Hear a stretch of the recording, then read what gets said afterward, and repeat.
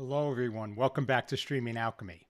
I'm John Mahoney, and on today's show, we're going to be taking a look at some of the foundational networking components behind setting up an NDI-based network in your studio. But before we get there, I'd like to invite everybody, if you have any questions, any comments, things you want clarified, just post them in the comments below and we'll get to them here on air. Also, if you'd like to join us live on air, we have a link in the show notes that you can connect to, and somebody from the studio will get you on with us. Okay, let's get started. So this past week, I was invited to talk on a panel with folks from Bird Dog and Tom Sinclair and a couple of other people that joined us for a discussion around NDI and networking. And as I had that discussion, I thought this would probably be a good topic to cover in a bit more depth here on the show, because I know it's something that a lot of people are trying to optimize. They want to integrate NDI. Some have had really good success, others not so much. And hopefully this will set a foundational level that you can start to build your NDI network against. And I'm going to do this more as a presentation because I think it's easier to do it that way. But I still, let's have the same interactivity and engagement. So let me switch over to the slides here. And I'll just sort of cover the general framework for what we want to do to start. So what we're going to be looking at here is 4 main topics that we'll do during this show. The first one is looking at the role of the router. So this is the first sort of infrastructure piece, physical infrastructure piece that most people have that connects them to the outside world. So that's where we're going to start. The next piece is going to be around choosing a switch. Now, this is going to be less around vendors and brands and more about the general guidelines for what you should be looking for in a switch when you want to set one up for your NDI network.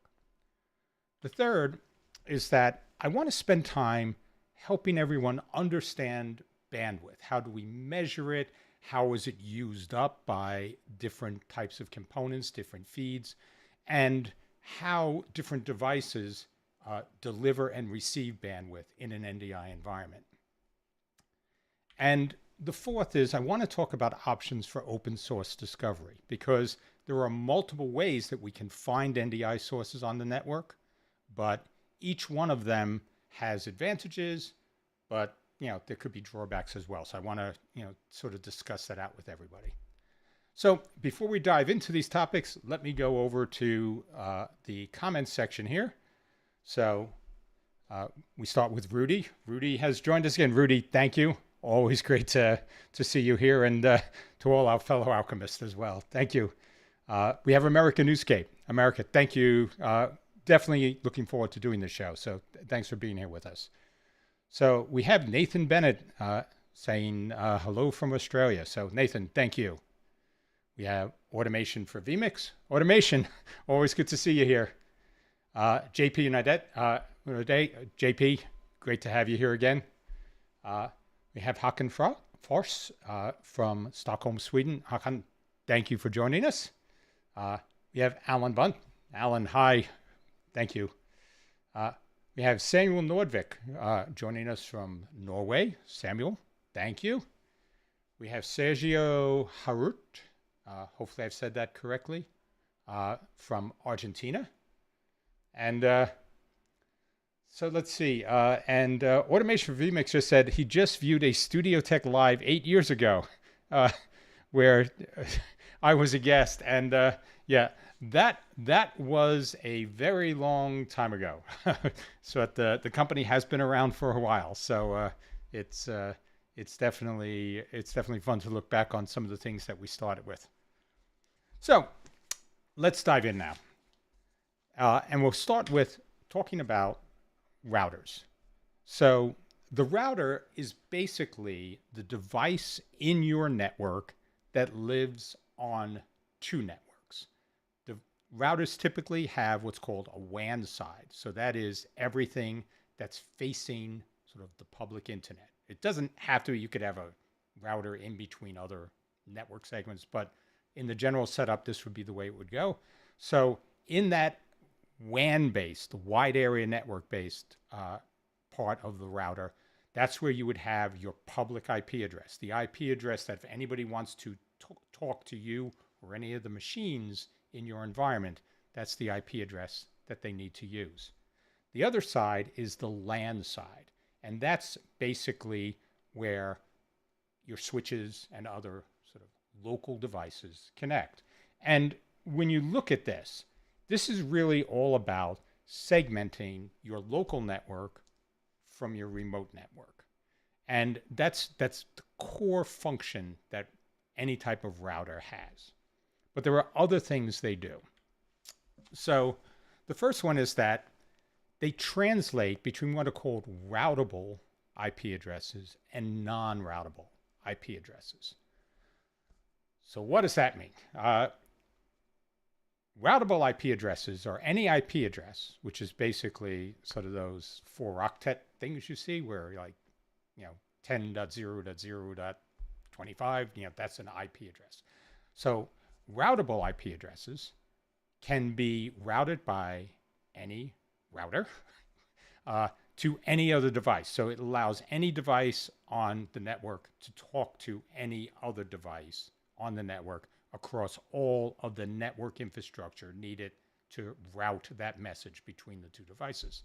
Non-routable don't have that capability. And it's nothing inherent in the address. It's simply certain address segments were set aside to be used internally by people and not have the security vulnerability of having that address out in a public space.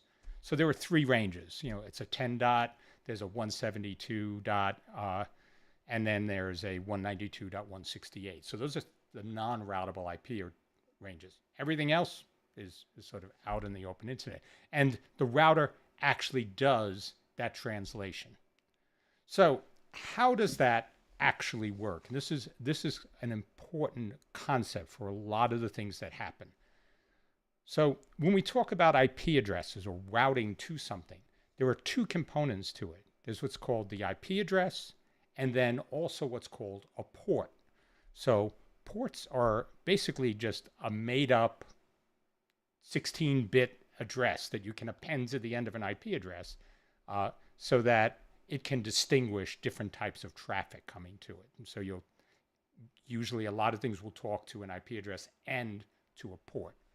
And you'll know that from vMix when we go into the API, we're going to the IP address localhost colon 8088. So that's the IP and the port that you see there. And this is really important for the way a router works, because every time a system behind the router, sort of on the private side of the router, requests something, what the router needs to do is remember that sort of local non-routable IP address, send the message out to whatever device it needs to go to, a website, a database, whatever you're talking to. And when it sends that message out, as opposed to using the non-routable IP, which wouldn't mean anything on the public internet, it uses its public IP, but now assigns what's called an ephemeral port. It's a port it uses sort of one time, plugs it in there, and sends it out. So when it gets something back using that, its public IP, but with that ephemeral port, it knows to say, okay, I can take that data, and that actually goes to this internal IP address. And that's how this happens, this sort of segmentation between the routable and non-routable IP spaces. And that's used in a lot of different ways, when you use these ports for a lot of different things with NDI specifically. So it's definitely something you should at least understand how that framework works. All right, so the next thing we have is that this manages port forwarding, which is very closely related to what I just talked about with ephemeral ports.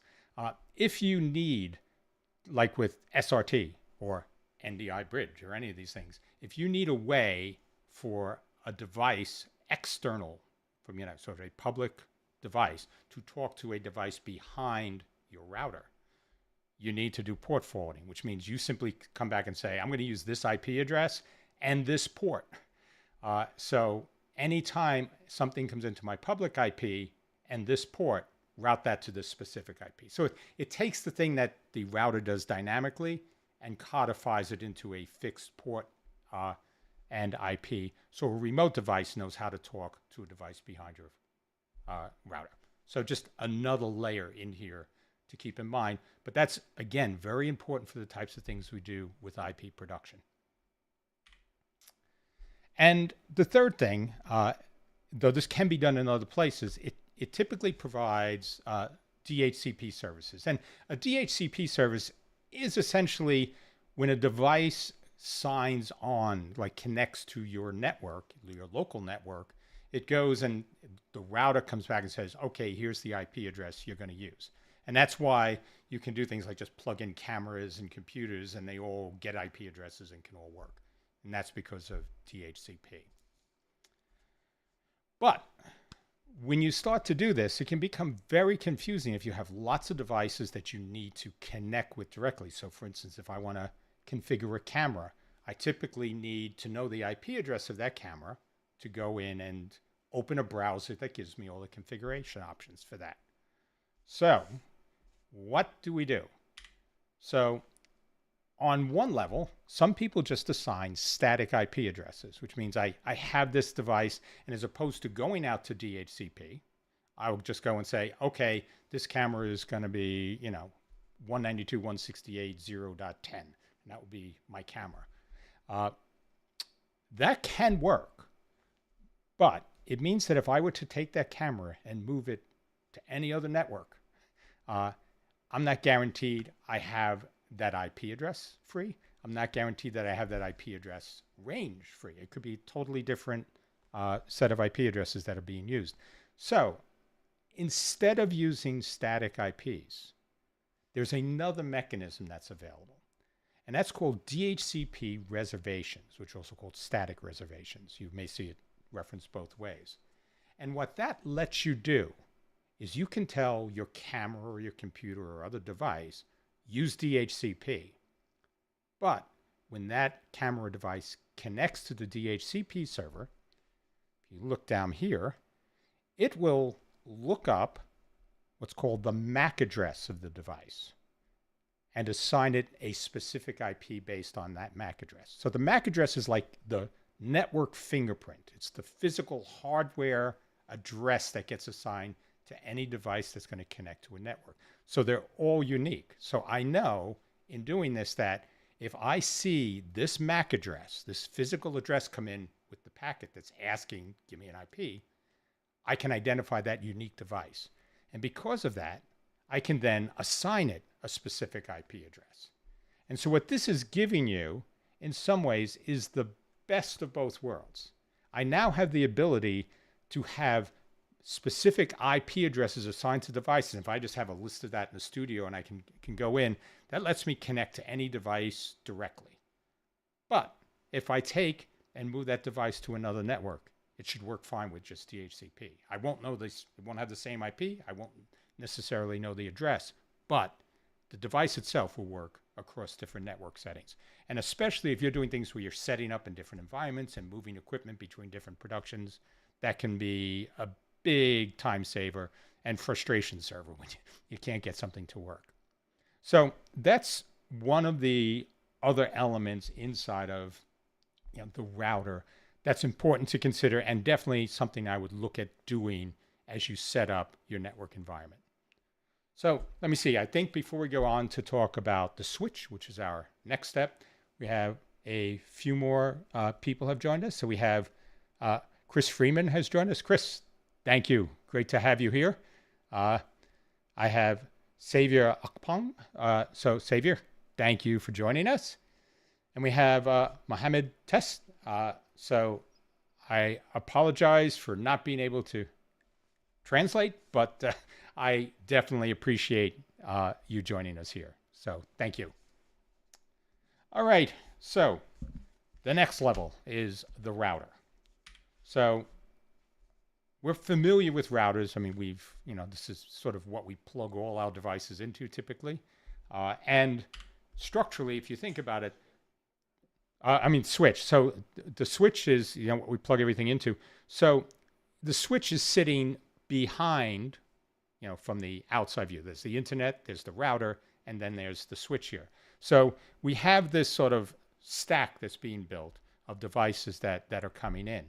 And the job of a switch is essentially to forward data packets between devices. That's its primary reason for being. And so this is really at the heart of what most people consider their network, is what switch do I have in there. So there are a couple of there are many types of switches, but the two main ones, sort of main categories, are managed switches and unmanaged switches. So an unmanaged switch is that switch you go to Costco and buy off the shelf and plug in, and it doesn't do anything. You just plug everything in and it works the way it works. However, it was set up for managing all of the switching. That's what you get.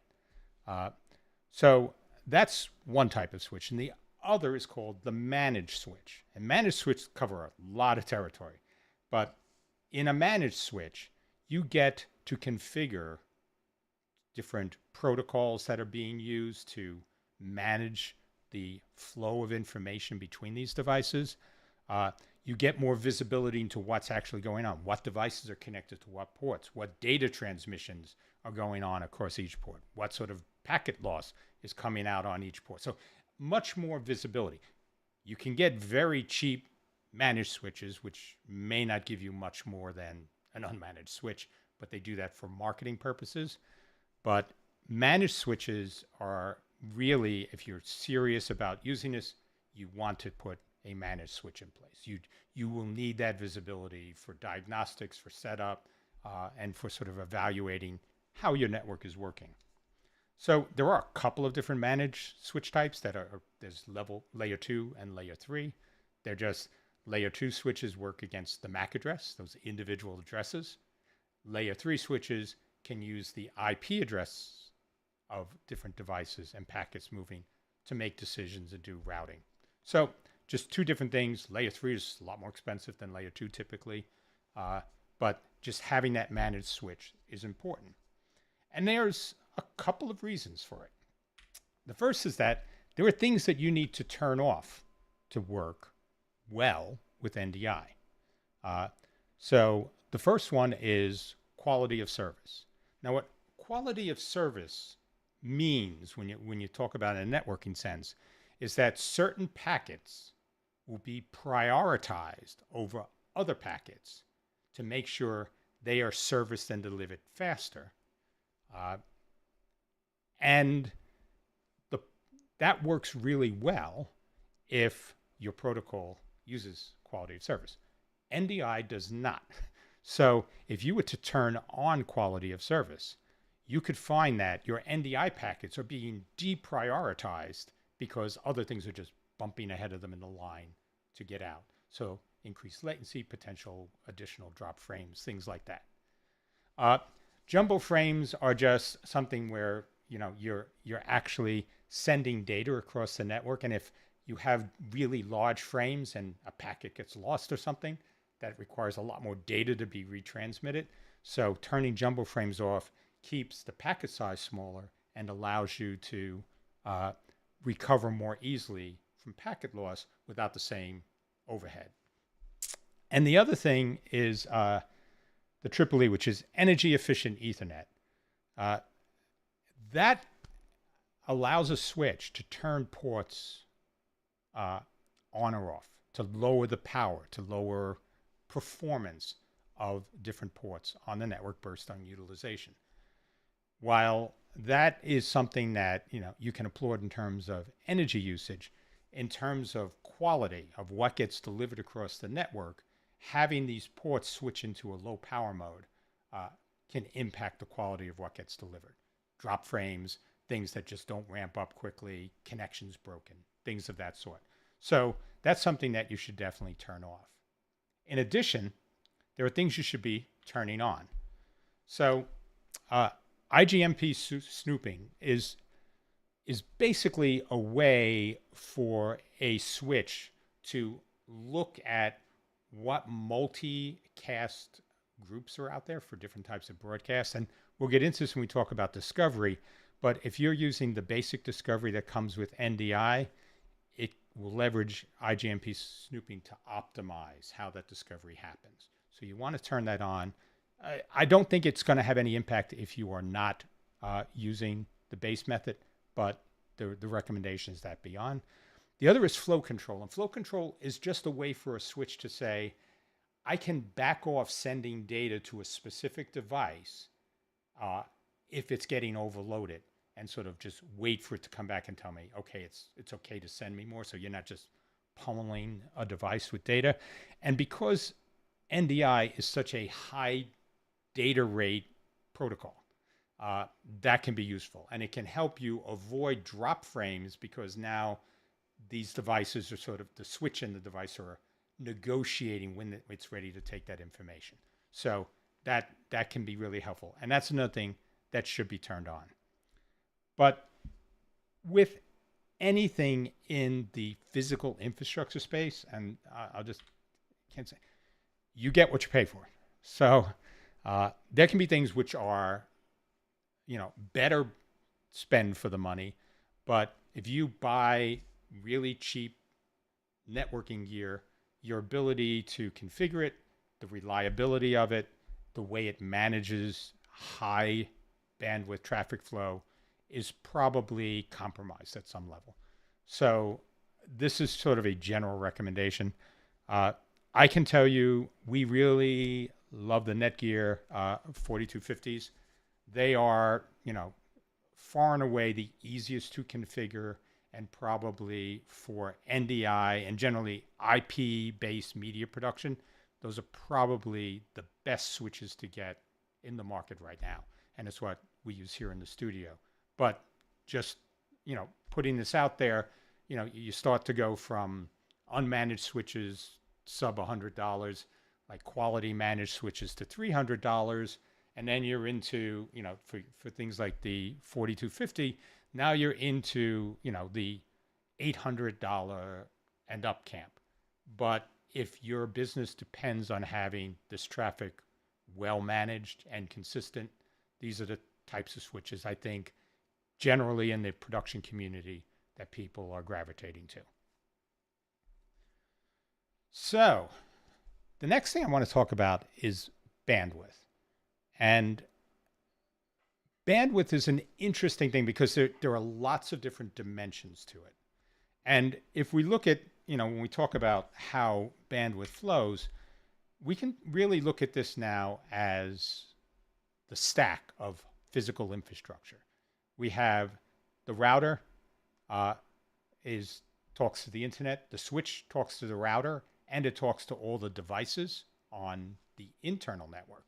And so these devices now, if they want to share data, if they want to send information to each other, they are going to the switches. If these devices want to connect to an outside resource, they're going to the switch, which is going to the router, and that's going to the outside world. So all of this now is sort of how this infrastructure works. But every one of these connections consumes bandwidth. So when we think of bandwidth, it's easy to think of it in terms of sort of volume. People talk about, 1 gigabit, but bandwidth is really about rate. It's almost always measured in bits per second. So, you can have a 100 megabit port, and that means it can transmit and receive. So bidirectionally, 100 megabits per second of data. So that's how you have to start thinking when you talk about bandwidth. It's a data load per second. The other thing is that each port for a device is bidirectional. So when you talk about a 1 gigabit port, that gigabit port can send a gigabit of data, and concurrently it can receive a gigabit of data. So you can have a TriCaster online that is receiving, data from cameras, multiple cameras across a production space, and sending out multiple streams. And those two streams, in terms of bandwidth utilization, are totally independent. Anything going out will add up to one load of bandwidth, and anything coming in will add up to another load. And this is important because when you look at total NDI bandwidth per system, it's going to be limited by the bandwidth on each port plus the number of ports. So certain devices have multiple ports, and so each one of those ports is going to be able to carry some level of bandwidth load in and out of your network. So if you think of this, you will, sort of say, if you have dual 1 gig NICs, network cards, adapters inside your system, that means that you have 2 gig each direction of bandwidth available to you. And I'm just going to put a little asterisk on here because I think it's important. If you're using NDI, NDI can leverage multiple network ports.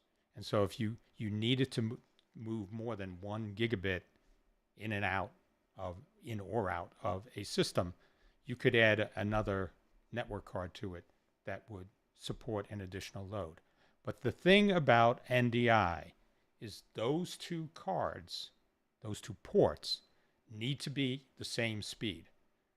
Otherwise, what you end up with is NDI will think, potentially, that both ports may be faster than the slower port. And so it could be saying, okay, I'm sending out things thinking both ports are 10 megabit ports. It backs up on the second 1 gigabit port, if that was the second port, and then you end up having things not work correctly. So very, very flexible, but the ports need to be the same bandwidth if you're going to use them for NDI. And this is the other thing, because I know a lot of people sort of come back to, when they run into problems, they say, oh, it must be something with my switch. Most switches, I mean, there's going to be that sort of really low-end switch where this could be an issue, but most switches are not going to be the bottleneck. If you have issues where you have NDI stuttering or, things that, are not reliably connecting or getting discovered or anything, you are probably not going to be looking at your switch. That's probably not the first place I would look. It's probably something to do with how individual devices and their connection to the switch are configured. So something to really keep in mind there. So let me see. So the other thing to keep in mind is that bandwidth, when it comes to NDI, is not a fixed thing. So different NDI sources have different bandwidth. And there's a few things here. The first one is it's driven by resolution and frame rate, which is sort of the obvious one. If I'm doing 4K video, it's going to take more bandwidth than 1080, which will be more bandwidth than SD video. So that's sort of it's a reasonable thing to see. The other piece, though, is that progressive versus interlace. Now, most people are not dealing with interlace at all, so this is more of a legacy thing. But based on the format of the structure of the data signal being sent, that will have an impact on the amount of bandwidth being used. The other thing is that, does it have embedded alpha channels? So if you're doing things like lower thirds, that can have embedded alpha channels, sort of a pre-multiplied alpha. So that, even if you're saying this is coming in at 1080, 60 or something, it will be bigger than your typical 1080 signal because it has that alpha channel in it. So keep that in mind. And the last thing, which is the real variable in all this, is what's the complexity of the signal being received? So if I'm filming sports where I have lots of moving things all over the screen, different changes with different edges because, people are passing in front of each other and exposing different things behind them. That's a very complex signal, and that will require more bandwidth to deliver than a talking head like this, where I'm just sitting here, not a lot going on, not a lot of things that have to change from frame to frame. So that is an important component to understanding bandwidth. And the last piece, and I'm not going to really dig into this in this, but the way every video protocol works is that it has something called a compressor-decompressor codec that it's using to pack that video into something smaller that can be transmitted. And that is really one of the things that determines the quality versus the size. And so, NDI has its own baked-in codec, and it's, really optimized for quality.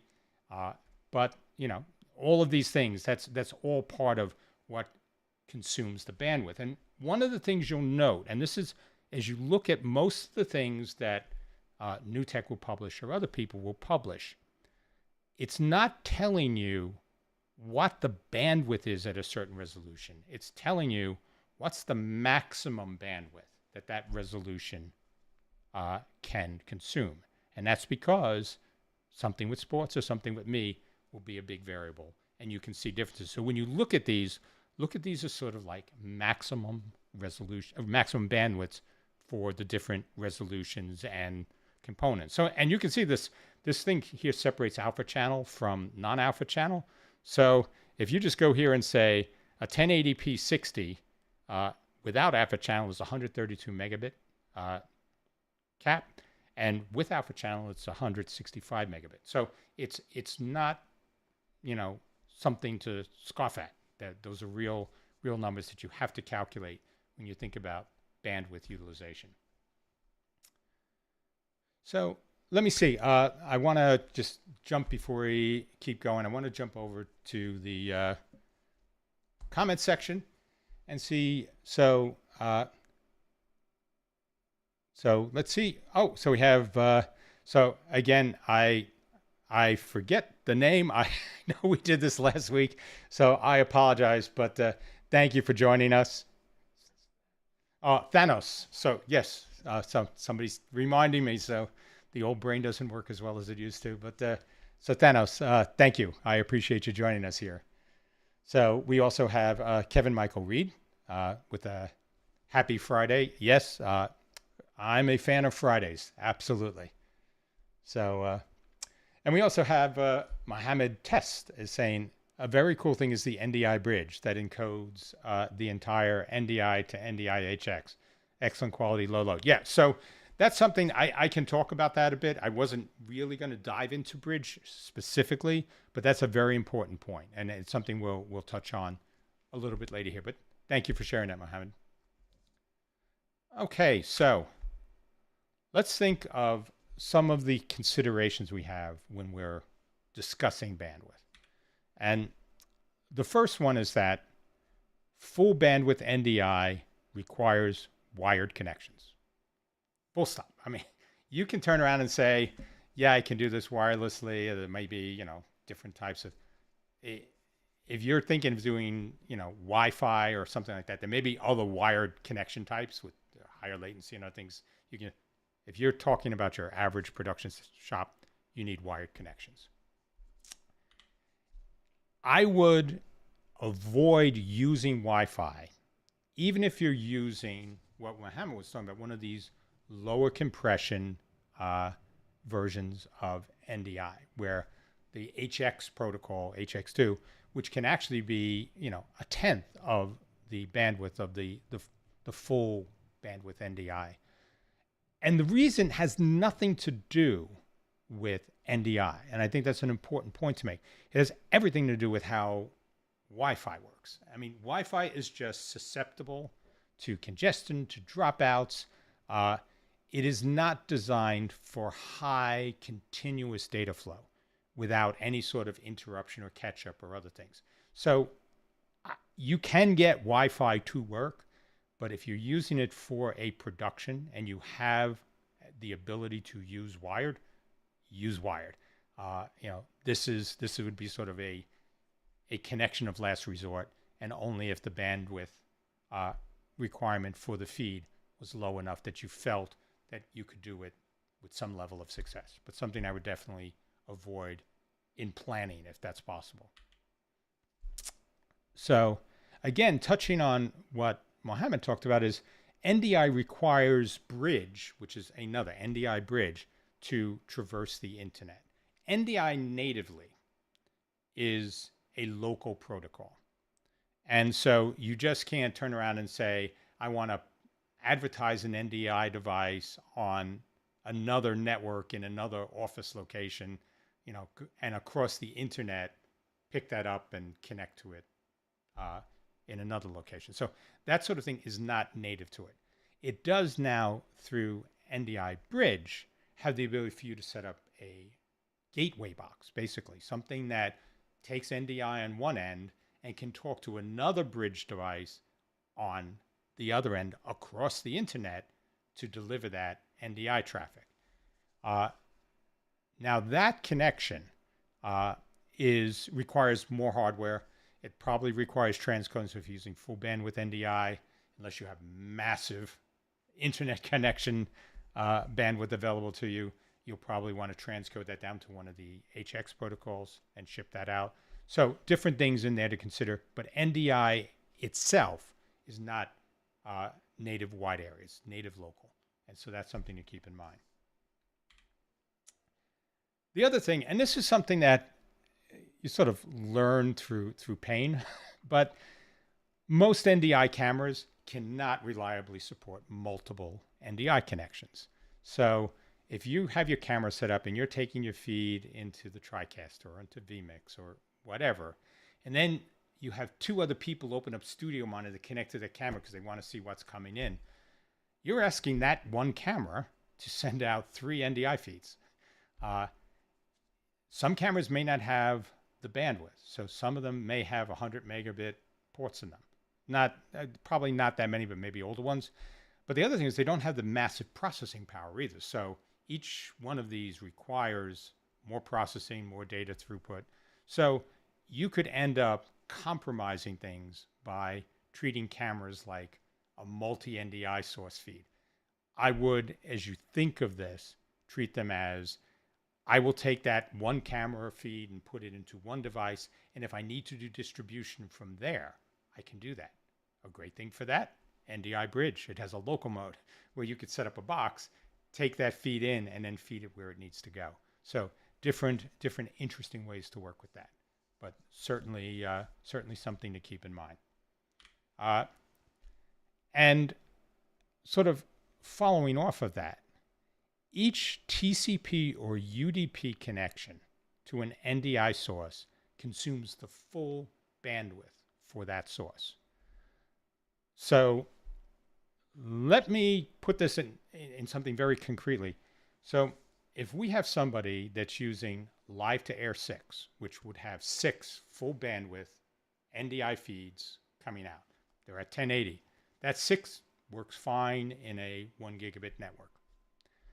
If they came back and said, that's great, I have that going into my switcher, but now I actually want to open up a set of studio monitors so I can look at each of these guests coming in and put them up on a board. I've now doubled the bandwidth coming out of that box. So now I have 12 1080 signals that that my Live to Air 6 system is being asked to deliver over NDI. And if I just have a 1 gigabit NIC in there, I'm out of bandwidth. So that's going to be, I've now oversubscribed the bandwidth available on that card. So that's exactly the sort of thing you have to consider when you start to think of building an IP-based network, especially around NDI.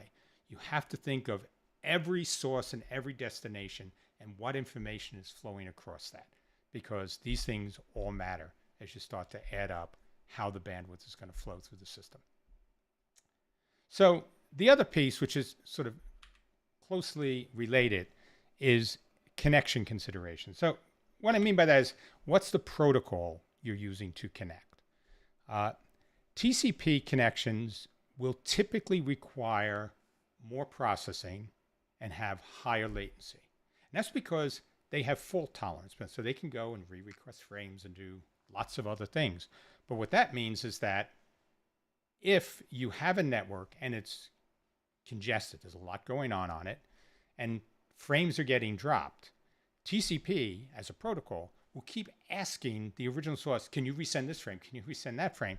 Which in a bad network environment cascades. So you can end up where I'm tight, I start to drop stuff, these devices now are asking for retransmissions, and in those retransmissions, I'm making conditions worse.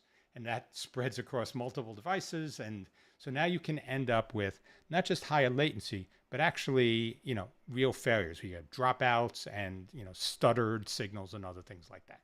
So keep that in mind when you think about it. But that's using TCP really is going to be, it's a workable choice, but it's something that you'd want to make sure you had your network optimized for that. I would typically, in NDI 5 world, I would take reliable UDP connections. Uh, I think they are reliable, have lower latency.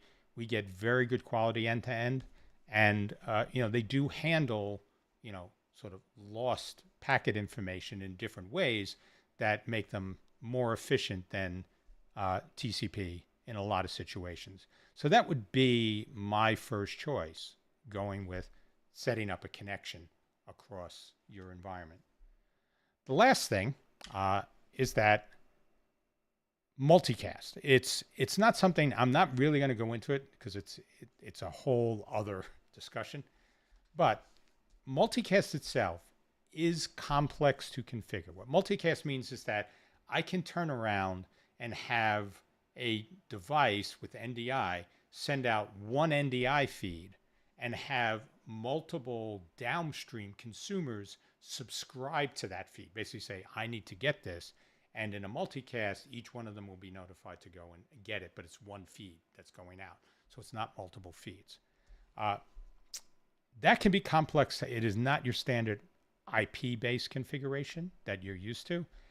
And the other thing we found is that multicast in a lot of switchers seems to be poorly optimized, and you end up with stutter and other things.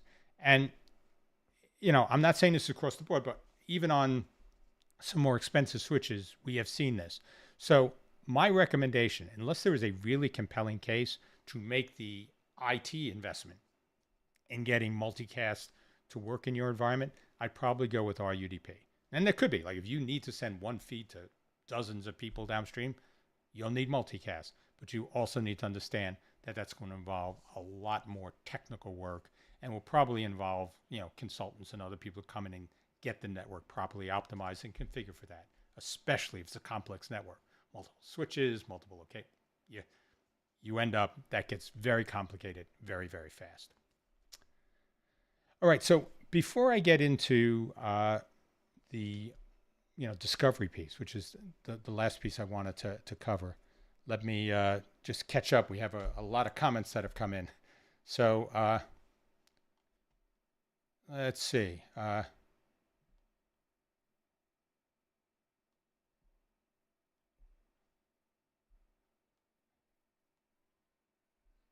Okay, wow, we have a lot of, so they ask, okay, so have you used NDI and Dante on the same network? Dante needs QoS, the quality of service. Yes, so I can say the following. You can run them in a simple environment on the same network, but it is a compromise. So you're sort of sitting here saying, I know that, I may have a little more stutter, or, a couple of drop frames on my NDI, or my audio could get have little ticks or clicks in it from time to time if it's going over Dante. So even though it is possible, it would normally be something that you would either set up as two switches or two VLANs on a single switch. Setting up VLANs has its own complexities when you do that on switches, and VLANs can have unique priorities, so you got to make sure all that stuff is worked out. But as a rule, I would say you'd really want Dante on its own network. Not that you can't get it to work at a reasonable level, but that would be not the recommended approach. So absolutely. So let's see. So we have maximum bandwidth.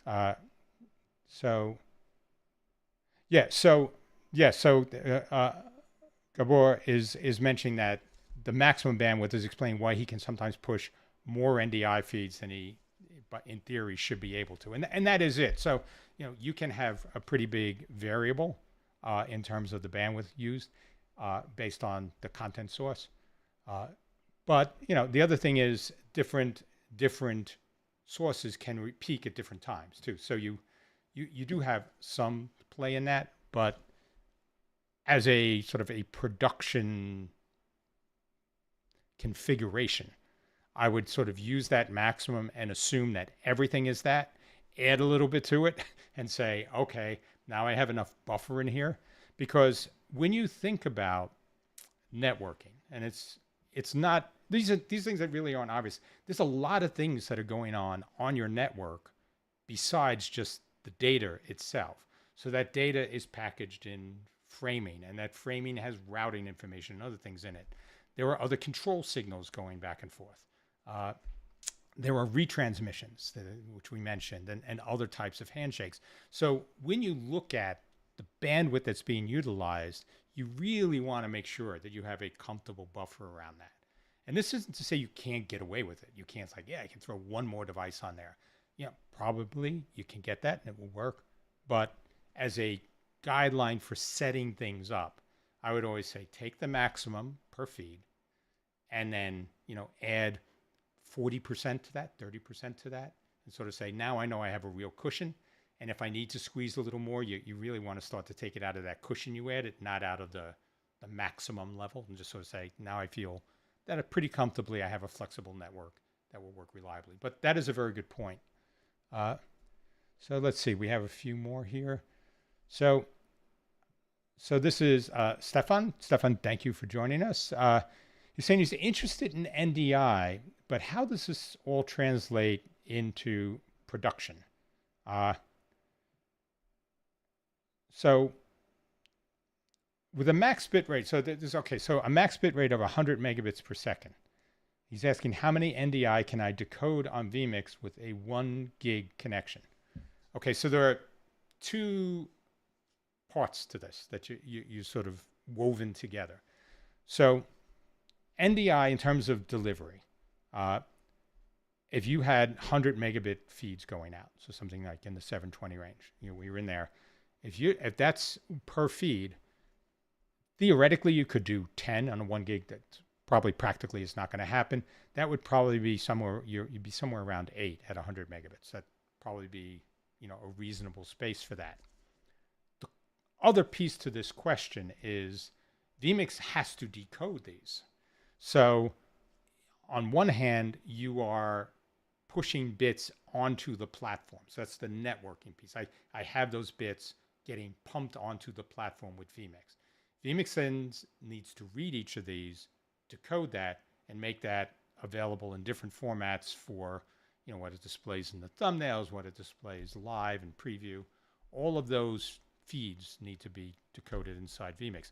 So you could find that you can get the bits into the box, but vMix, once they're in the box, may not be able to process them if you have a lower powered GPU or, a lower end CPU, some combination there. So there's two pieces to that.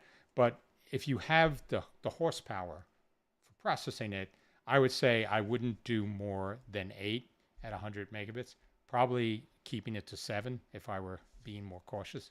But that would be the area I put that in. Okay, so what else do we have here? Let's see.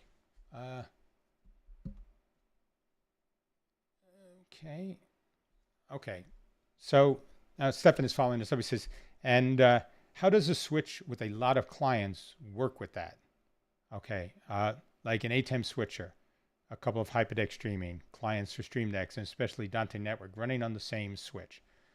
So two components to when you look at a switch. The first one is what's sort of called the backbone fiber in the switch. How much bandwidth does the switch have in aggregate?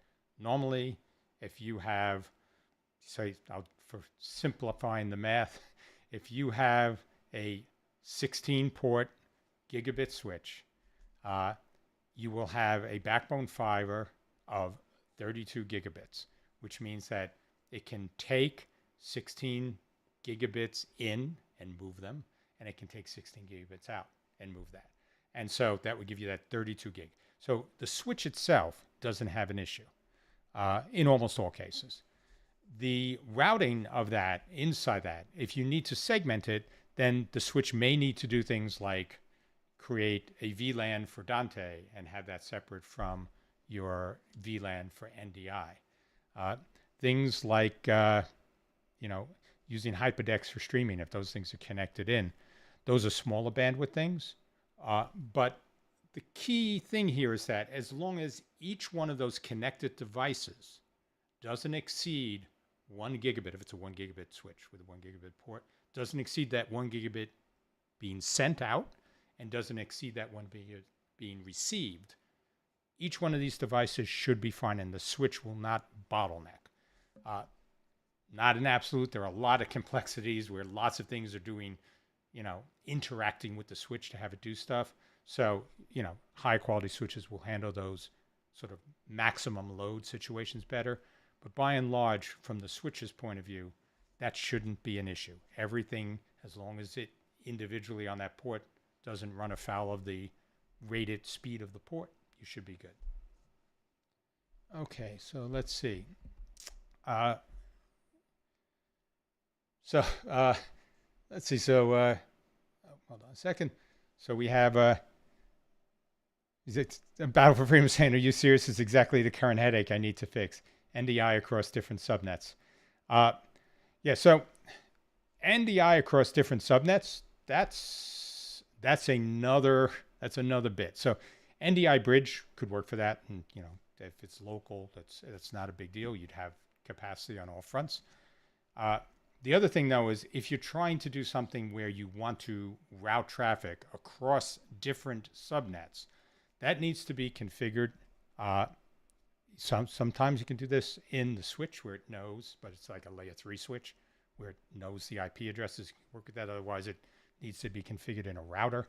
So much more complex IT stuff to route packets across networks with different IP address ranges. Different subnets, basically. So something to keep in mind. But yep, that is not a trivial thing to fix. NDI bridge could give you a simple way to do that. We just sort of run it on both sides and just move traffic through it. Okay, do we have so Stefan's saying, but NDI is broadcast. No, NDI isn't. Broadcast. NDI is a connection where both sides are aware of the, unlike broadcast where something's just spitting it out and something else is just saying I'm subscribed and I'm receiving that, and the awareness isn't necessarily there. So the sender doesn't necessarily have to consider the needs of the receiver. So that's the way I would probably describe broadcast in this setting. So if you are receiving NDI to a vision mixer, so like the TriCast or something, what normally happens is that connection, that NDI connection has been established. And at that point, data is being requested and received. So, when there's a new frame ready and it gets sent and it receives and acknowledges, it's TCP, UDP slightly differently. But so the way that works is that when you connect to a source to your vision mixer, that source has an IP address. And so that could be a camera, it could be another vision mixer that's feeding you different feeds. So that has its IP address. So what happens is if you take that IP address and port 5960, what you end up with is that's the port that the two sides negotiate across. This is the feeds you have I want to subscribe to. This is, I want you to send more, send less, do all that stuff. After that, each one of the NDI feeds, if it's a TCP connection, they'll have the port bump up. So it would be like that IP address, 5961 would be your first NDI feed, 5962, your second NDI feed.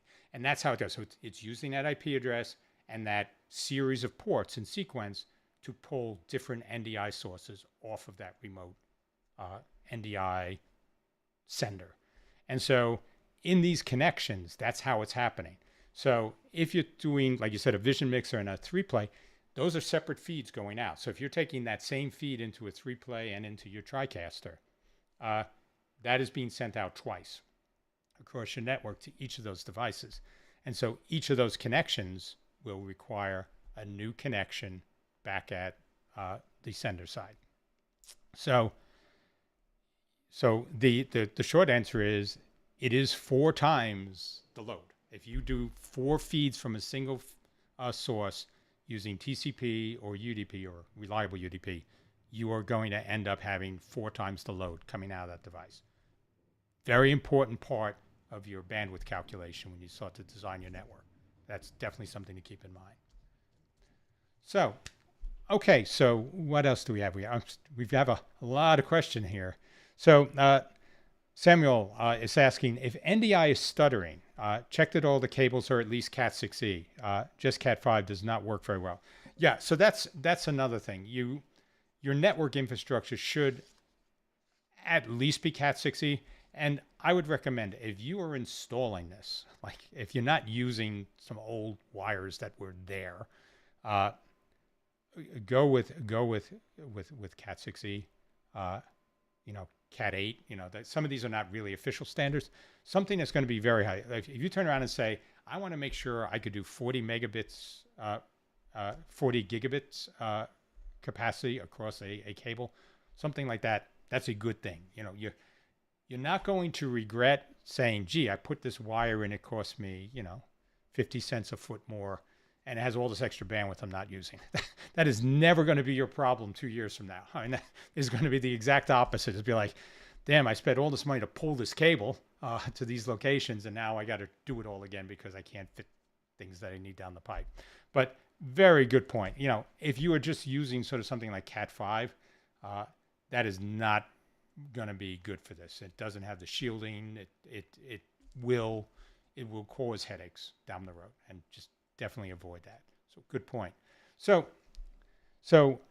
let's see. So Scott Whitney is saying, are you saying that we can decide whether the NDI stream is TCP or UDP based? If so, how is that selected? That is actually selected in Access Manager. So if you launch Access Manager, you can turn around and say, I want my feeds to be set up as TCP or reliable UDP or multicast. I mean, all that's sort of in there. So that's where you'd end up setting that all up. So thank you, Scott. So let's see, did we cover everything here?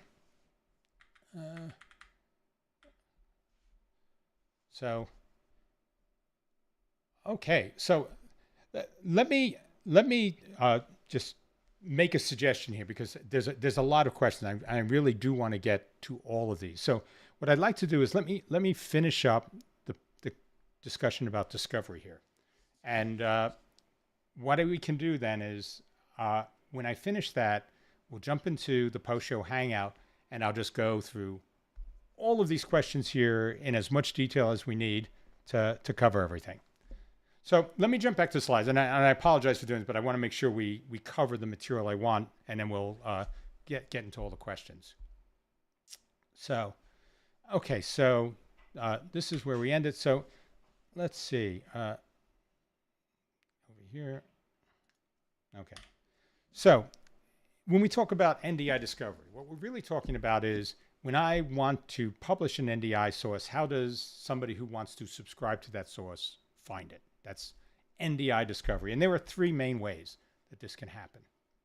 So the first one is sort of the out-of-the-box method. What NewTek advertised when it first came out, you don't need to know anything, just plug it in and it works.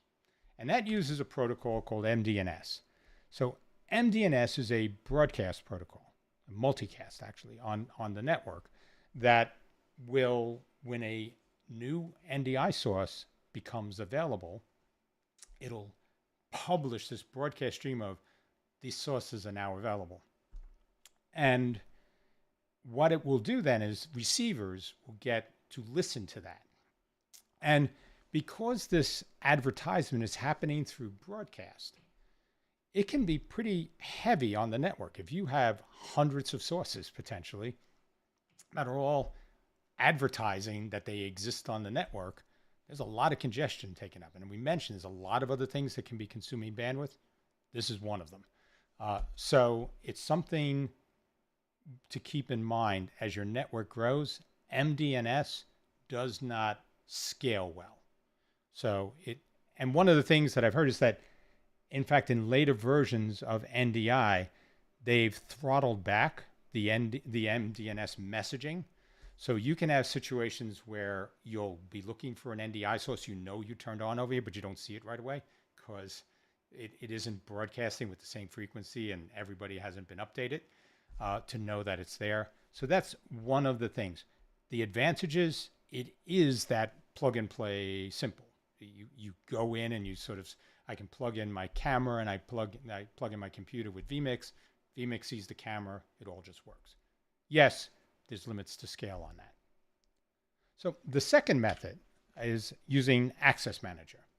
And so if you look at Access Manager, there are two elements to it that deal with source discovery. The first is that you can put NDI sources in groups and give visibility to different receivers, to different groups. So that means you could have all the feeds from Studio A be in one group and all the feeds from Studio B be in another group. And then if somebody in Studio A looks, they'll only see Studio A feeds, and somebody in Studio B. But you could have a control room which could see everybody's. So they can subscribe to both of those groups and see everybody. So that's sort of the control of access. The other thing that Access Manager lets you do is you can explicitly add sources via IP address. This can be tedious because it means that every device that you need to have visibility to, you need to add the IP address to the Access Manager on that device. And Access Manager runs per device. So it's not something that you sort of just set up in one place and manage everything. Nope, it runs on each device. So that's one of the sort of the downsides to Access Manager, is that it can actually take a lot of maintenance. You know, it's not that plug and play simple. You have to go around and keep everything up to date to make sure you don't have problems. But it does away with the variability in discovery. If you have this running and you see that IP address, you can just go to that device and you know you should be good. So the other downside, by the way, though, is when you have those hard-coded in, you're not necessarily sure that that device actually is up. So you could be like, I want to connect, but I'm not connecting. And it's like, well, that device isn't really there yet. So, the system will spend time figuring out who's live and who's not. You won't see sources that aren't there, but you'll spend time figuring out who's live and who's not. So the next thing here is method 3, which is Discovery Server.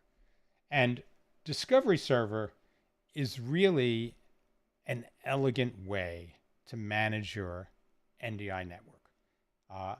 And what it basically involves is something that you would set up inside of Access Manager, as opposed to adding individual IP addresses in Access Manager. What you do is you come back and say, I'm actually going to run Discovery Server, which is a small piece of software. This command line is nothing fancy looking. It's command line piece of software that I'm going to run on a system that will always be up in my network when my production system is up. And I'm going to tell Access Manager, go to Discovery Server to find out where everybody is. And what Discovery Server does is when any device signs on to, like, connects to the network, if it's configured to use Discovery Server, as opposed to doing any MDNS advertiser or anything like that, it simply goes and says, here's me, I'm transmitting these NDI sources. And so that now all builds into a central repository. So every device that's configured to use Discovery Server will now find everything right away. No confusion, no headaches, and it's dynamic. So if a device isn't there, nobody sees it. If a device is there, everybody will see it. So you don't need to constantly maintain a list. It works and it's always up to date. The one real downside is that it requires that every device be configured to use Discovery Server. So if this is not something that you're comfortable doing, that could be an issue. If you have older cameras or things like that, they may not have the firmware in place to leverage Discovery Server, in which case you'd need to do special cases for them outside of Discovery Server and do that like sort of as hard-coded IPs and Access Manager and other stuff. So there are different things that you can do to overcome this, but this is probably the most elegant way to do it. And because it has every service registering with a local server, the list is current and up to date and real time. As soon as that comes online, it's registered. And since all things are enumerated from the server, you now have a very clean way to manage IP discovery for NDI. So those are really the 3 discovery methods. And so keep this in mind. The trade-offs are really, the MDNS doesn't scale. Access Manager takes a lot of configuration and management, to keep it current and up to date. Discovery Server requires you to run something on another piece of hardware, a small piece of software, but it may not work with older devices, and everything that you put on the network now needs to be configured to leverage Discovery Server. So just things you need to maintain. But I think of all the methods, if you're going to be building the network that you want to scale out, Discovery Server is the way to go. So some final thoughts here, and this is really summing up a few things that we touched on. The first is that if you're setting up an NDI network, any sort of production network, I'll be honest, it's not just an NDI suggestion. Use DHCP reservations. Make it so that you can plug in your devices on any network you need to if you're moving things around, but when you're in your studio network, each device that has a reservation will get the same IP, and it will make life much easier when you need to diagnose or reconfigure anything on your network if all your critical devices have a known IP address, but with the flexibility that they can be plugged in anywhere. The next thing is use managed switches with the optimized settings. There's anything you cheap out with in the beginning when it comes to switches, you'll end up throwing that away and replacing it with something as you grow. So I would just say start. You don't have to go overboard, but start with a quality managed switch and grow as far as you can with that, because it'll be your friend later on. The other thing is understand bandwidth that is being used across your network. And this is like, we've had a few things where,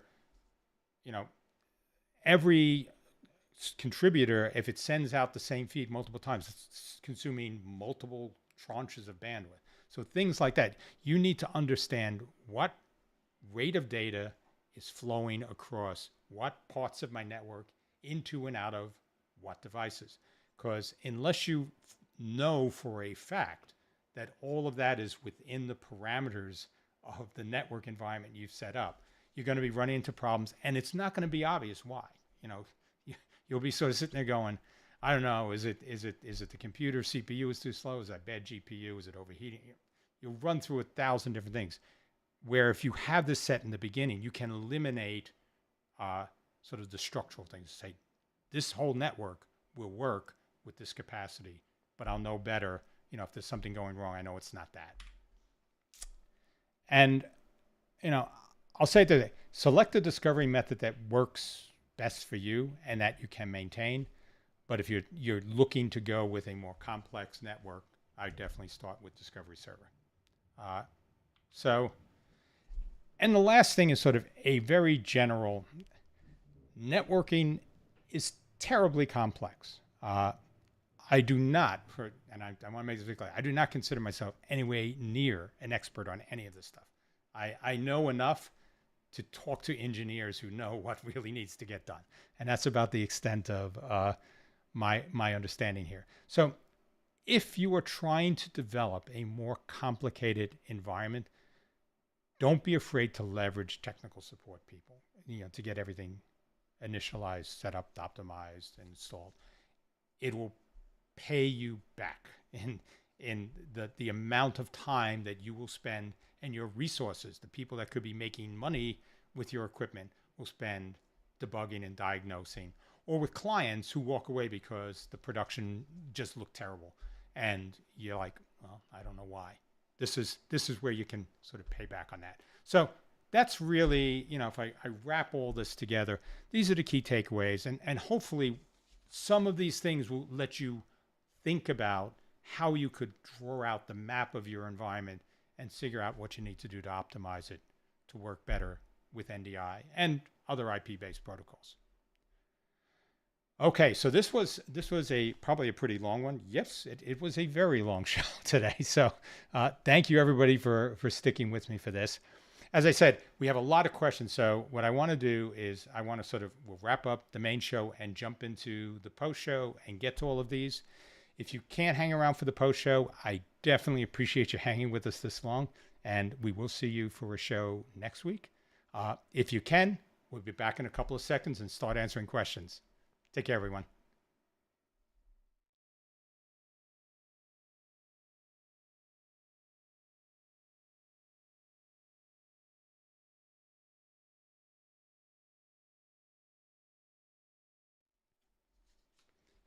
All right, welcome back, everybody. So this was a fun show, and it seems to be a topic that a lot of people are interested in. So I want to dive in and start to cover the things that people have been asking here. So Gabor said, it's an interesting question. I've tested sending one single NDI to multiple devices, but haven't experienced larger CPU usage. On the network level, it depends on the multicast part, I guess. So multicast isn't just going to happen. I mean, that's something you'll have to very explicitly set up. So when you do this, it will be your devices will have to be set up, and your individual systems will need to be set up for multicast. So it isn't necessarily going to be CPU usage. I mean, so let's if you're using something like Studio Monitor, it's going to take and pull a feed in and decode that. And it's not going to be drawing heavily on CPU. So, and if a camera is feeding out, it's really not going to be drawing heavily on CPU to create these feeds, but to actually move the bits, to take those bits and start to move them, push them out the ports. That stuff can actually tax the CPUs on cameras and that. And, because it's really doing a single encode, but pushing it out to multiple devices. So, and all the protocol that goes with, talking to these devices. So all that's baked in, and that's where the CPU load will go up. But just keep that in mind. There's lots of variables for how that all goes together. All right. So, I was also saying some Netgear switches, not advertisement, are designed to run Dante and NDI side by side. Yeah. So that's the M4250 line, and I agree. Not an advertisement, but if you talk to anybody in the space that's been, working with IP, they're all gravitating to the 4250 and the M4250 and the M4300s, which is sort of the bigger infrastructure switches that correspond to that. So definitely, these switches are great. They don't require as much knowledge, but I will say one thing in all of this is that the fact that somebody else makes something look simple doesn't mean that underlying that it is simple. So you may be able to set things up, but there may be bottlenecks in a bigger infrastructure that you are creating in doing this that you also need to be aware of. So treat the simplicity as a gift into configuration, but not as a substitute for actually going through and sort of understanding bandwidth flow and congestion points inside your network, because that's going to become very important as well. Okay, so what video compression is used in NDI? So I believe, and I'm sorry if I'm getting this wrong, because it's not something that I think about a lot, but I believe it's some variant on MJPEG, but I don't think it's straight MJPEG. So it's heavily optimized. So it's not something that I think would be a standard protocol, but definitely something that gives NDI an edge when it comes to moving the amount of video data at the quality level it's able to achieve. All right, so what's next? We have a lot of questions we're scrolling through here. So let's see.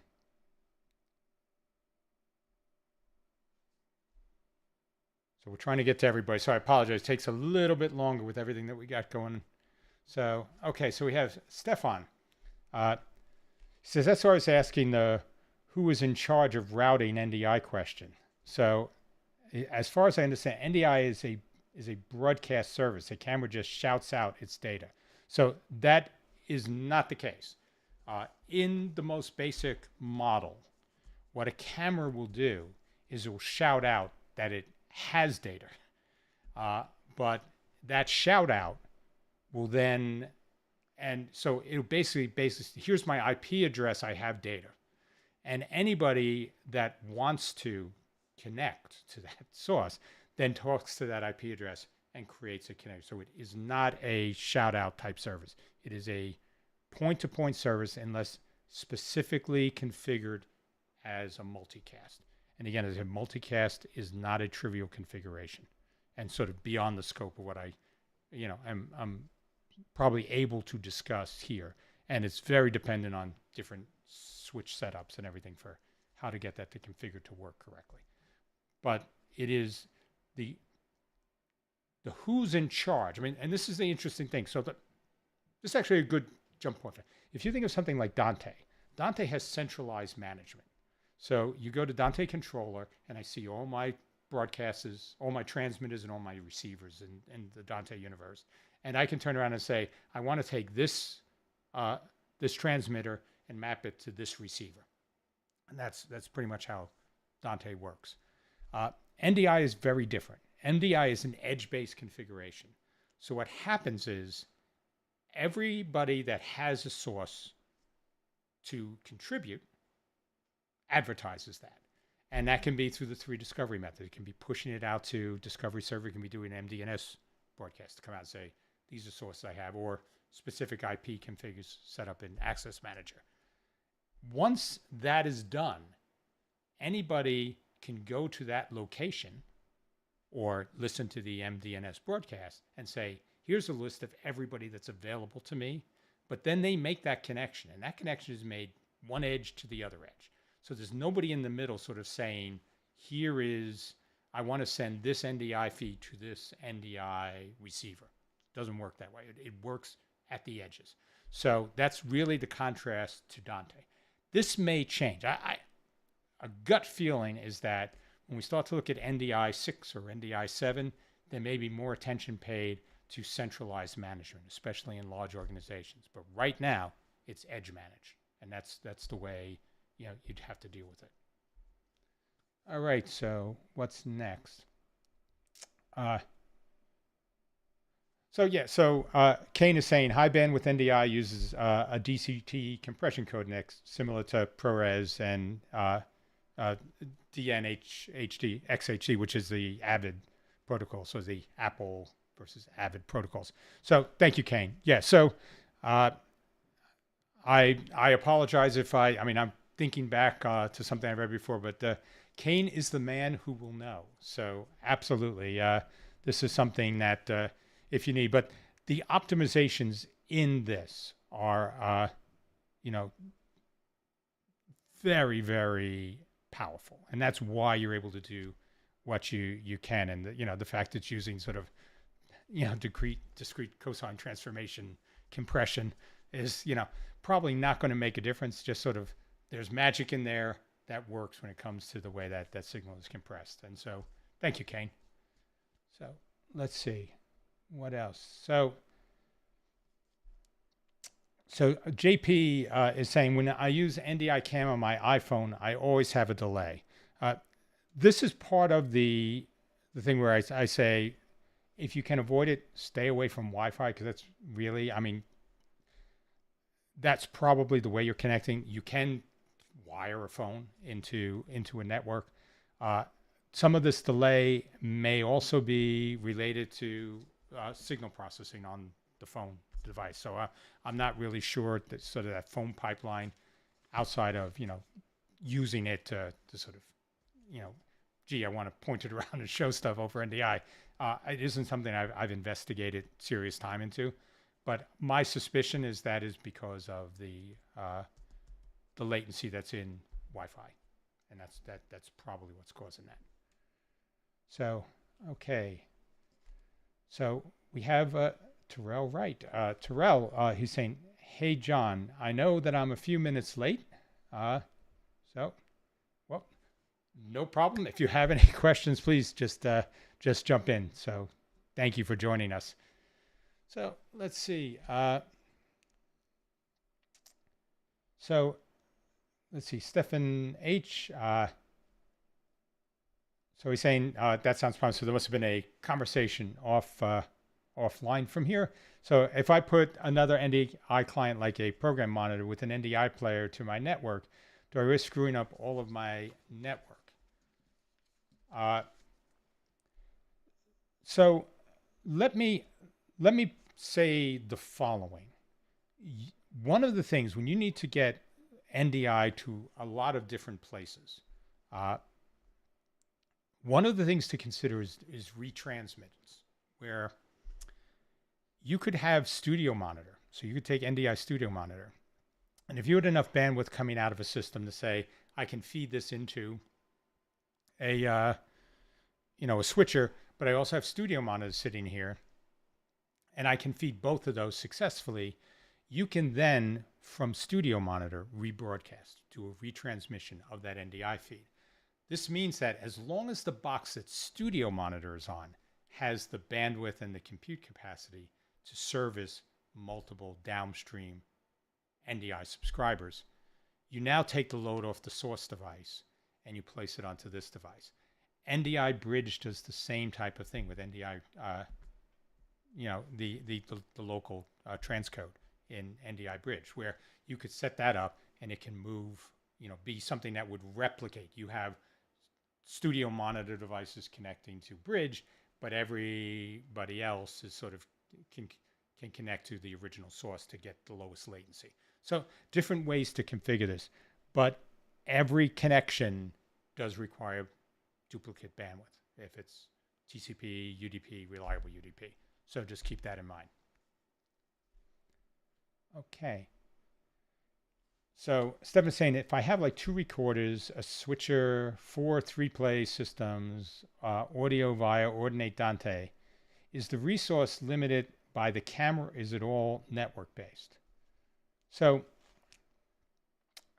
there's a few things in this. So because it looks like if you're using 3-play, you're probably in the NewTek universe. So NewTek actually works with NDI very efficiently. And if an NDI feed isn't in the program output, so isn't being broadcast out, it is using a proxy stream for that, a lower resolution, lower bandwidth stream for that.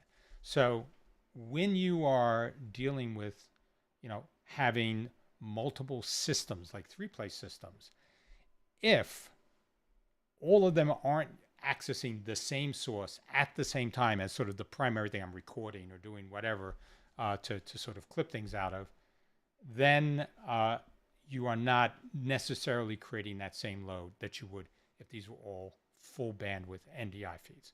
Now, I'm not as familiar with 3-play, but I do know that's how the TriCaster works, where if it isn't one of the sources in program, it's going to have a lower res, lower bandwidth feed coming in, which is how the TriCaster manages so many NDI feeds coming in so well. But, if you are asking the camera to send that out, yes, the camera is going to be taking the load for multiple feeds that have to get sent out, whatever level they are. So even if you're sending out smaller proxy feeds or whatever, the camera still needs to do that. So you will at some point run out of resource on the camera, and the more you demand from it. So Kane has said 3-play will pull full resolution all the time, since you need that for recording. So, okay. So like I said, I didn't really know the 3-play side, but so if you're doing that, that is pulling full resolution sources all the time. So make sure your devices can handle that, or you're doing something like retransmits or something. And again, that's something I mentioned a few times, but if you are concerned about loads on edge devices when you need to pull multiple sources at the same time from edge devices, doing something that does retransmission is probably a good optimization for your network if you can deal with the retransmission latency. So, but Kane, again, thank you. Okay, what else do we have here? So Nathan Bennett, thank you for joining us here. So he's saying there's a lot of excitement for NDI, but can it fit in the already SDI-based workflow? The quick answer is absolutely. NDI, I mean, there were tons of devices from, from NewTek with their various Spark devices. BirdDog has a full range of converter devices that move, and Magewell, another one. So there are multiple vendors out there that have devices that move between the NDI world and the SDI world, back and forth. So multiple directions for managing these types of streams. The advantages you get with NDI really are around, flexibility. I mean, the advantage of a single cord. I mean, when I plug that network cable into a camera or into a NDI sender, that's contributing NDI, I'm getting control, I'm getting data, I'm getting audio, I'm getting video, all of that, one cable, and even power. If it's something like a camera, I can do, power over IP. So you're turning around and making things simple. So even if the rest of your production were SDI, you're using like ATEMs and you have all of that, having cameras that are NDI cameras that you run a single Cat6e cable to, 150 feet out, position them around an auditorium or an event hall, bring them back and terminate them into an SDI output. That's a huge savings in terms of infrastructure, setup cost, shipping cost, the time to test, all that stuff. All of those things can really have a lot of benefits. So in this space, you are trading no latency for that. Anytime you do these types of translations between, different protocols, you have some additional latency that's added. So if you're doing things like IMAG or other things that really need to have that minimal latency, SDI is probably still the way to go. So like that sort of all hardware switch space is probably the best way to go. If you can deal with the latency, the convenience, and the flexibility, will probably, even in a hybrid environment, could weigh into your decision. So, but there really are no specific bottlenecks. Latency is the bottleneck, and then just, the conveniences for the setup, though, can sort of outweigh that if that isn't an overriding factor. Okay, so what's next? So Gabor is saying, I'm about to build a whole auditorium and control room based on NDI, which will support virtual, hybrid, and in-person events, being able to go live from anywhere in the building. So yeah, I mean, this is one of the really big flexibility points in this, is that, networks do not have a limit in terms of sort of topologies. There are so many different ways to configure them. And the fact that you can, connect to things very simply from multiple locations. So if I, doing it from the auditorium one day and I'm doing it from the gymnasium the next, that's all okay. It doesn't really matter. So, these types of things are real advantages. But yeah, I good luck with that, because if you have anything you want to share, online later with how that all turns out, I'd love to see what you do. All right, so we have Kevin. Kevin, biggest mistake people make with NDI is just thinking it's a regular data source and plug it into the network. Yes, it does that reliability of transport and the investment in infrastructure. I think, if we haven't emphasized that enough, I think it's definitely worth underlining again. The networking behind NDI is actually sophisticated, and though it works at small scale, sort of plug and play, here's a funny thing if you think about it. Once you start using NDI, you suddenly realize this is so easy to do stuff.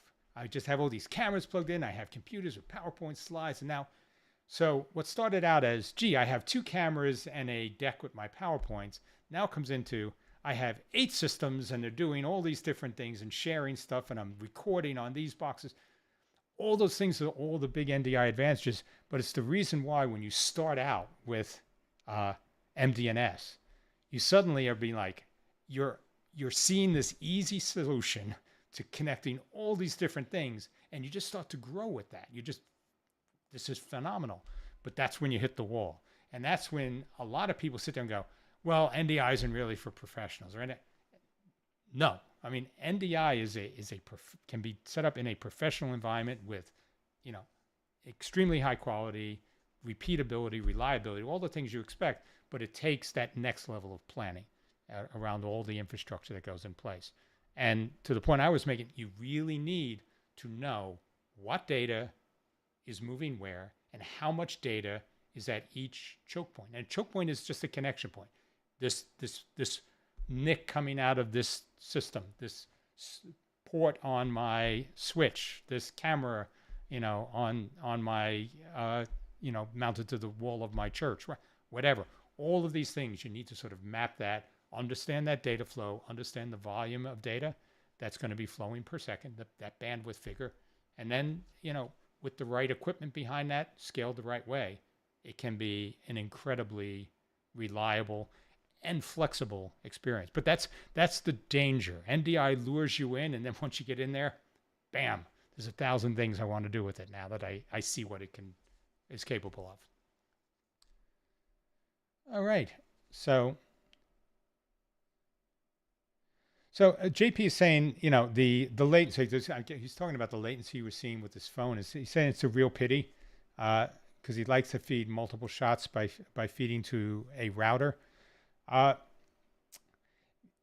Yes, I understand, that the latency can be an issue. But I think it's when you deal with multiple cameras, a lot of these things becomes a little more complex. Do those cameras have to be in sync? So that's one thing. Like, do they have to have frame accurate switching? So if I'm, go from this camera, and this could be something like sports, where if I have somebody swinging a bat in a game, and I switch cameras, and the bat's sort of like a little further back than it was when I switched the camera because they're not synced up frame wise. So like fast action things, you can end up where it's like this doesn't look right, and you need to synchronize those. So one of the things when you deal with multiple shots is that you have to make sure that these shots don't have to be synced, especially for something like this. NDI has great ways to sync things. So you can set a camera as your master clock. You can point everybody to network time protocol from a local source that you control, and everybody can clock. So lots of different ways to do that. But once you go into that Wi-Fi world, all those things sort of become more amorphous, and you're dealing with just inherent latencies. You may find that if you can plug the phones in using an adapter, so things like the newer iPads are USB-C. So there are plenty of USB-C network adapters, and some of them I believe will work with iPad. So that may give you an ability to reduce latency. So something to keep in mind. But Wi-Fi in general is just going to be higher latency, and the separation in frame sync between different devices because of that latency and the connections each device have could be significant enough that people could notice if there were fast motion or other things and you cut between them. So, all right. So what else do we have here? So Miguel, thank you for joining us. You're saying, I wonder if there are any challenges when using multiple switches connected together with uplink ports. So we haven't really found that the latency, the interswitch latency on the uplinks is really a factor in working with sources across multiple switches. There are things, making sure that protocols are set fully across things. So if you're using MDNS, you have to make sure that it is getting across all the switches and that they're all updated in reasonable time. You also have to understand when you are using uplinks, that is one port for everything you're connecting. So typically, like in our switch here, we are using 1 gig for all our device connections, except for our main computers, because we have 4 10 gig ports on this, I think. So our computers are going in 10 gig, and our uplink to our aggregation switch in the back is also 10 gig. So you want to make sure that all the feeds that I'm pulling across from switch A to switch B fit over the link that I have set up. So that's important. So different ways that you can do that through 10 gig. You can do that through something called port aggregation, where you can take and say, on some switches, I can say, take these 4 ports and aggregate them so they act like one port. And then you plug 4 cables in and you do that on the other switch on the other side. So that means now, as opposed to 1 gig, I have a 4 gig link between the two. Even if you don't have 10 gig, it takes up more ports, but it gives you different ways to sort of manage that bandwidth through. But these are things to consider, especially if you have a lot of people pulling data, because again, each one of those feeds is unique. So if you have 10 people pulling 10 different sources from a remote switch to, and their devices on another switch, that's 10 full bandwidth connections that need to come across that link. And doesn't matter if some of them are duplicated, it's the same thing. So just to keep that in mind, because I think that's going to be important when you set up multiple switches. Okay, so Nathan saying he comes from the gaming side of streaming. It feels like there is a combining of communities, especially with tech like NDI. Just wondering, have you learned anything new or cool from us gamers? Well, I'm probably the generation outside of this, and I don't have the reflexes for it anymore, but the issue of latency is one of the preeminent things that we hear when we talk with people who are doing gaming streams, and what they see, and so everything from the refresh rates of monitors become critical, the response time of your mouse, all those things which are really just latency factors. Those all become very important. And what I've really seen though is in the whole esports space is that it is a fantastic opportunity to sort of redefine different production models. You have people that you're basically streaming everybody's computer. You're streaming cameras on each one of the individual participants. You have hosts on a desk that are coming in intersiturally. You have game mode, sort of God mode for looking at different sections of game maps and stuff.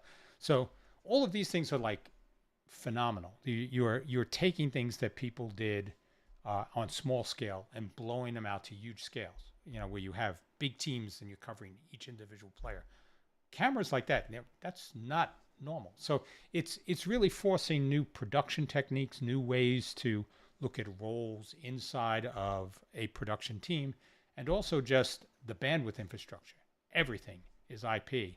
And so, I think the gaming community is going to continue to push, the production community, and that is nothing but goodness going to come from that. I'm really excited by the sort of the mixing of the two. So thank you, Nathan. So I'm sure you still got game. Yeah, I wish. So that's all I'll say. I'm one of those gamers that when I play, I play. My son's 26 now, but you play. I'm the guy that's like looking at the ceiling, turning around, trying to figure out how to point the gun down. So I don't have game. certainly not in that sense anyway. So, but thank you, Nathan. So let's see. What else do we have here? Okay, so I think we've probably covered everything here that people had as questions. So let's see. Oh no, we do have something from Joey Sky. Was how to get NDI for Zoom, but why is Zoom not following the MS Team integration of NDI within the application? I think each one of these things. NDI is not a lightweight protocol, at scale. So, and I think also, what a lot of people have seen with Teams is that when you try to pull out more feeds at a certain point, it's just the feeds just sort of deprecate one after the other, so they all become lower quality. So I think in all of these things, when you start to look at using NDI for these types of things, it falls within the constraints of the platform it's coming from. And so, that's why I think, using the individual tools sort of takes away that bound limitation because you're trying to roll it into a single device. But certainly understand, people's interest in that. But I mean, our experience has been, that with teams, it works on smaller numbers, larger numbers. It can sometimes, look really bad, but there's also predictability questions. I know people have gone on and set things up, the night before, and the next day, Teams has decided that, they need different approvals from an administrator to do certain things. So, there are lots of different side effects to all that as well. All right. So I guess, so Stefan has another one. So I somehow start to understand NDI, but how does sync behave on NDI? I mean, especially in combination with an NDI vision mixer. So every NDI stream leverages network time protocol. So what that means is that every frame essentially is time stamped. And when that frame arrives at a vision mixer, if you tell it, I want to sync these other frames with this frame, what it will let the vision mixer do is basically do what sort of a clock inside of a traditional SDI, facility would do. It basically turns around and says, everybody is going to be working against this same time sync. And so I'm going to take these NDI feeds, use the network time protocol that's associated with each one of them, and line them up. So now they're all in sync. And that's how it would work with these kind of things. And in fact, this is things like where you can take and run NDI into something like Premiere. This lets you sort of snap sync them together. So even if you record them at different times, you could turn around and say, I could do sort of a multi, the multi-streams when you're working as, you can just turn around and say, I'm taking these 4 feeds. I'm going to tell you which one I want at any given time. So it's sort of like a live switch where you go and do those combinations. It lets you do those types of things and keep everything in sync. So, but that time code is built into NDI, and so it's very good foresight on that one. So, I'm very, very impressed with sort of the way the new tech team took a forward-looking view for the stuff, because all these things do add a lot of value into the system itself. And inside, NDI 5 now, I know you can turn around and say, what do I want to use as my GenLock stream for certain devices, and that way you can make sure they all stay synced up. So, good question on that. Thank you. So let's see. All right. So I know there have been a lot of other conversations sort of going on in the side between people. That probably too much to cover all here live, but I think we've probably gone through everything here. I certainly want to, I appreciate everybody participating, but I also just want to do a shout out to Kane Peterson from NewTek for jumping in and filling in the gaps I had in knowledge about the protocols and how 3Play works and the like. Kane is definitely a resource you should look into. He has his own website, Kane's World, which has a lot of cool NDI and TriCaster-based utilities. So definitely something to look at. And so Joey Sky is asking, Bird Dog Play, have you had a chance to test it? So I have one here. I just got to do some brief testing with it. And I'm actually pretty excited by it. I think this is hitting, I mean, the great thing about Play, I mean, first, let me just, since you sort of mentioned it, it's a really small device. Oh, let me get this in here. It has a magnetic back end, so you can stick it on the back of a monitor. It just stays there without any mounting hardware. I know that it can take power using USB C coming into this. I'm not sure whether it takes power over Ethernet yet. That's something I still have to play with and test. But No, I mean, and these are $150. And, this is 4K decode devices. You got to love it. So we're going to be doing some research into this, and I hope we'll have something to share with you pretty shortly. So thanks, Joey. So, okay, so let's see. All right. So I think we will probably wrap this up. So thank you, everyone, for hanging out this long. I can't believe everybody has stayed almost 2 hours here. So I am incredibly appreciative.